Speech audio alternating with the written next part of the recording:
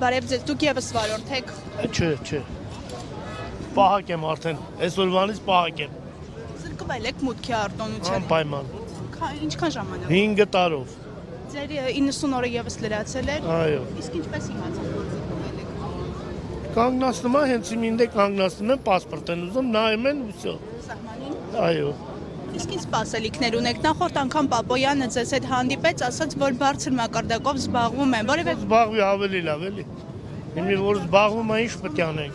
Չգիտեմ, այսօր կերև է, այսօր խոսք են տվել, որ պետք է օգնեն։ իմաստորագրահավաք են կազմակերպում Մհեր Գրիգորյանին կարծես թե ուղղված դուք միանում եք մասնակցում։ Անպայման, ինչ տեղ կատարվում է, սաղսեն միանում ենք։ Այստեղ մենակ բեռնափոխադրում իրականացնող վարորդներն են, թե նաև ուղևորափոխադրումներ։ Բեռնափոխադրում։ Բայց միայն բեռնափոխադրումներին է վերաբերվում։ Չէ, հիմի բոլորին էլ անում են։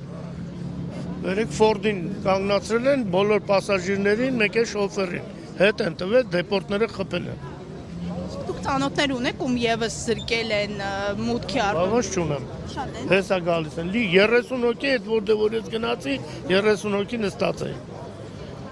Նշում են վարորդներ կամ որոնք իրենց բեռնատարները վարկով են գնել, նման դեպքերում ինչ են անել։ Ինչ պետք է անեն, գան տներ մները տանեն, պրսենք էլի։ Այս բանկերի հետ ինչ պետք է անես։ Ոչ բան չես կարող անես։ Գան սաղ ինչ կա տանեն ու վերջ։ Սպասելիքներ չունեք։ Չէ, չեմ ուզում էլ խոսալ։